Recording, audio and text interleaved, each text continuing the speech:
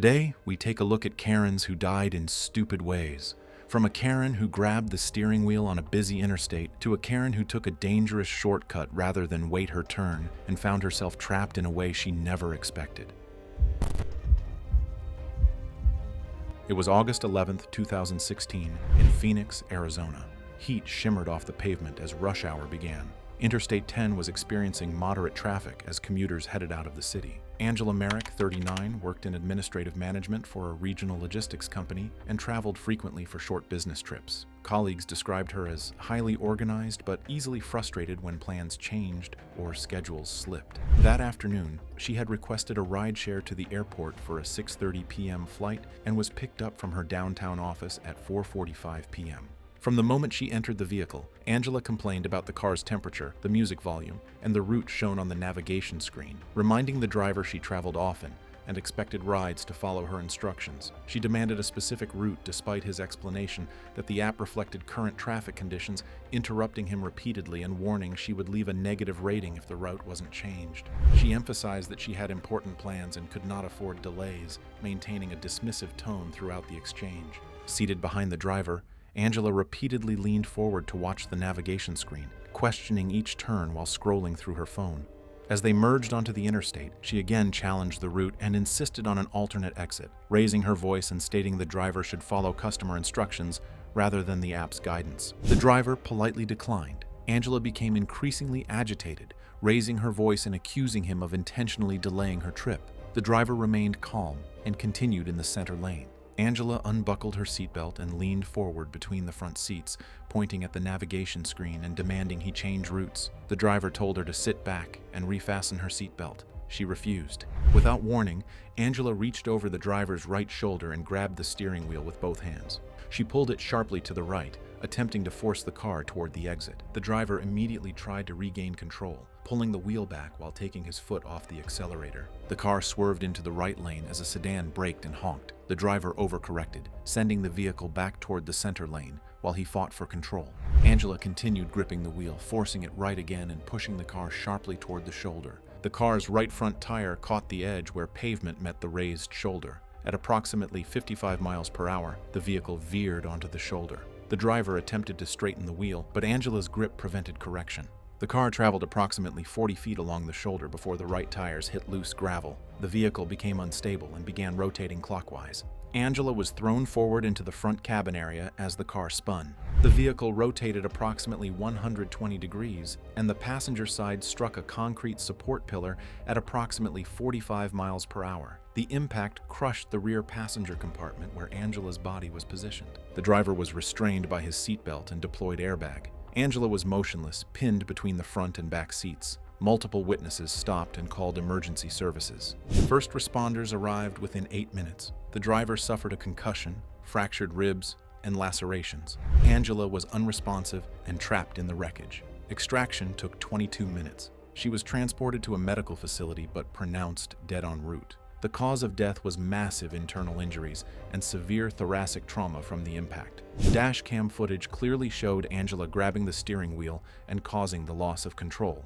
Her seatbelt was unbuckled at the time of the crash. The case was ruled an accidental death, with Angela's actions determined to be the direct cause. The rideshare driver was not charged and cleared of any wrongdoing. It was July 16, 2016, in Napa Valley, California. The sun dipped toward the horizon, casting golden light across the vineyards. An outdoor wedding reception was being held at a vineyard estate with approximately 140 guests in attendance. Valerie Hutchins, 38, was a real estate agent from San Francisco who specialized in luxury properties. She was known for walking out of listings that didn't meet her standards and had been asked to leave several open houses after making loud criticisms about staging choices. Friends who knew her well had learned to avoid inviting her to casual gatherings, as she had a habit of pointing out what she considered tacky decor or subpar catering.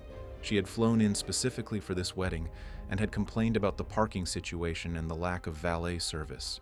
She also made pointed observations about what she considered poor planning, from the mismatched chair covers to the amateur floral arrangements. She had been drinking wine steadily since the cocktail hour began at 6 p.m., growing louder with each glass.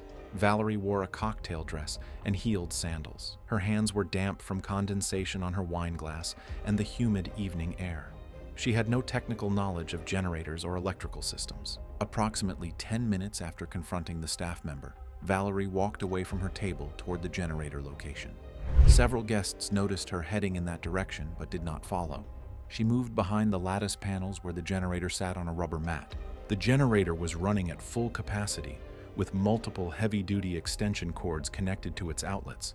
The unit's metal frame was grounded, but investigators later noted damage to the protective casing near the connection panel had exposed a live electrical point. Valerie gripped the generator's metal frame with both hands, attempting to drag or push it away from the seating area. The unit weighed approximately 200 pounds and did not move. She adjusted her grip, placing her right hand on the frame and her left hand near the electrical panel where the cords were connected. Her left hand made contact with an exposed terminal where the protective casing had cracked. The generator was actively supplying electrical power through its outlets. Investigators later determined she made contact with an exposed live connection, allowing current to pass through her body while her other hand remained on the metal frame. The electrical current caused immediate involuntary muscle contractions. Valerie's hands clenched tighter around the contact points, preventing her from releasing her grip. Her body went rigid, and she remained in contact with the generator for several seconds before collapsing backward onto the ground. A guest walking toward the restroom area saw Valerie fall and called out for help. Valerie was lying on her back, unresponsive and not breathing. Her hands showed visible burn marks. Guests immediately called emergency services while others began CPR, and the generator was shut off within about 90 seconds. Responders arrived 9 minutes later and continued resuscitation efforts, but Valerie never regained consciousness or a pulse. She was transported to a medical facility and pronounced dead shortly after arrival. The cause of death was cardiac arrest from electrical shock, with burn marks on both hands confirming sustained contact with a live electrical source. Investigators later determined a recently damaged casing had exposed energized components while the generator was running. The death was ruled accidental, and civil liability claims against the venue were eventually settled privately. It was January 19, 2014, in Atlanta, Georgia. Gray clouds hung low over the city as temperatures dropped. A 14-story office building in the downtown business district housed multiple companies and saw heavy weekday traffic. Lorraine Vickers was 46 years old and worked on the 12th floor as an office manager. She had been with the company for 8 years and was familiar with the building's layout. She was known for frequently complaining to building management about various inconveniences, including the temperature controls, parking assignments, and what she considered unnecessary fire drills. She had previously sent multiple emails demanding the company provide special accommodations for her during evacuations due to her knee problems, insisting she shouldn't be expected to use stairs like everyone else. She often reminded coworkers that she had seniority and certain standards she expected the building to meet. On this day, she was preparing to leave when the fire alarm sounded. Lorraine's coworkers immediately moved toward the stairwell, but she stopped and rolled her eyes. As others filed past, she loudly commented that the alarm was probably another drill and that she refused to walk down 12 flights of stairs for nothing. A coworker urged her to come along, but Lorraine waved her off dismissively and walked toward the elevator bank instead. Lorraine pressed the elevator call button repeatedly. Another coworker passing by told her the elevators were disabled and urged her to use the stairs. Lorraine snapped that she knew what she was doing and continued pressing the button. After approximately 2 minutes, one elevator began ascending. A sensor malfunction in the recall system had prevented this particular unit from fully shutting down. The elevator stopped at the 12th floor and the doors opened. Lorraine stepped inside with her belongings and pressed the button for the ground floor. The doors closed and the elevator began descending. Smoke from the 9th floor fire spread through the corridor and began seeping into the elevator shaft through gaps around the doors and ventilation openings. The elevator descended past the 11th floor normally. Between the 10th and 9th floors, smoke density increased significantly in the shaft. As conditions in the shaft worsened, the elevator's safety system triggered an emergency stop, leaving the car halted between floors near the 9th level where the fire was burning. The doors did not open. Lorraine was trapped inside. Smoke began entering the cabin through door seams and the ceiling ventilation panel at an increasing rate. The emergency call button connected her to building security. Her voice was recorded asking for help and stating she could not breathe. The call lasted approximately 90 seconds before she stopped responding. Fire crews arrived within 5 minutes of the alarm. They accessed the elevator shaft from the 9th floor and forced open the doors within 14 minutes of Lorraine entering. She was found unconscious on the floor, surrounded by dense smoke. Lorraine was removed and brought to ground level. Paramedics administered oxygen and attempted resuscitation, but she did not regain consciousness. She was transported to a medical facility and pronounced dead approximately 40 minutes after arrival. The cause of death was smoke inhalation leading to asphyxiation, with critically elevated carbon monoxide levels in her bloodstream. The 9th floor fire had been contained quickly, but smoke had spread rapidly through the elevator shaft. Investigators determined Lorraine had entered an elevator that should have been locked out due to a sensor malfunction. Her decision to use the elevator during an active fire alarm was cited as the primary contributing factor. The building management replaced the entire elevator recall system and installed additional visual warning systems at elevator banks during fire alarms. It was November 3, 2015, in Denver, Colorado. Frost clung to the grass as the sun climbed higher. A residential neighborhood of single-family homes had been experiencing intermittent natural gas service issues due to aging infrastructure.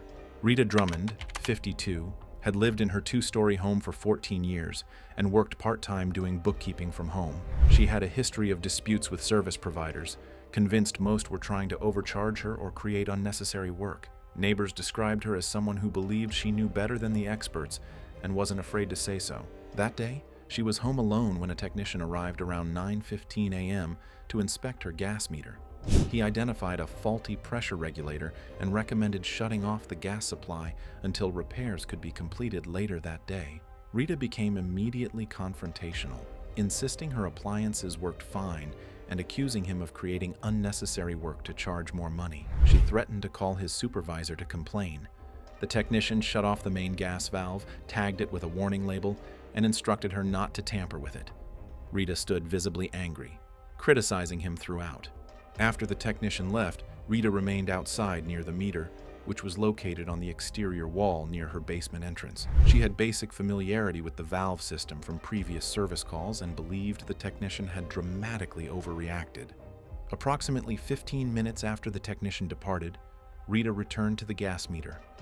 She removed the warning tag and used a wrench from her garage to reopen the main valve, turning it slowly until it opened fully. Gas began flowing into the basement through the supply line, but without the pilot light ignited, it began accumulating in the enclosed space. The basement had minimal ventilation, one small closed window, and no active exhaust system.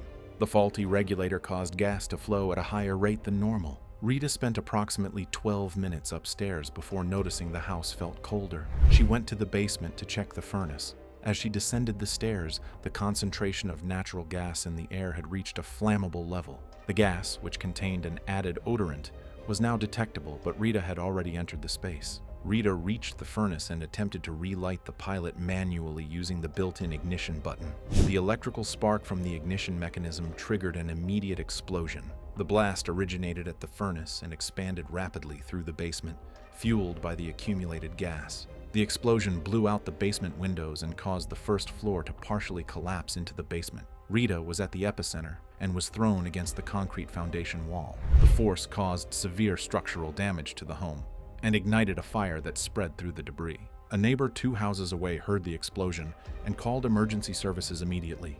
First responders arrived within 6 minutes. The house was heavily damaged, with active fire in the basement and first floor areas. Firefighters extinguished the blaze within 35 minutes and entered the basement once it was deemed structurally safe. Rita was found near the furnace area, severely injured and unresponsive. She was extracted and transported to a medical facility but was pronounced dead shortly after arrival. The cause of death was multiple blunt force trauma and thermal injuries sustained in the explosion. Investigators found the main gas valve had been reopened and the warning tag removed. The technician's service report confirmed Rita had restored gas flow against explicit safety instructions. It was March 14, 2015, in Portland, Oregon. Rain misted the streets as the city came to life. A multi-story renovation project had been underway for 3 weeks in a mixed commercial district. Marla Dennison, 41, owned a boutique 2 buildings down from the construction site and had built the business from scratch over 6 years. She took pride in creating a calm, upscale atmosphere for her customers and viewed the construction as a personal attack on her livelihood. For weeks, She had complained about the noise disrupting her customers. She left aggressive written complaints taped to the fence and had confronted workers during breaks, calling them inconsiderate and unprofessional. That morning, after particularly loud jackhammer noise, she told her assistant she was going to handle it herself, since no one took her seriously. Around 10:20 a.m., Marla closed her store temporarily and walked toward the construction site. She wore business casual clothing and carried her phone. Witnesses later reported she appeared agitated and was looking up at the building as she approached. The entrance gate was partially open where a delivery truck had just exited. A worker near the gate was occupied with paperwork and had his back turned.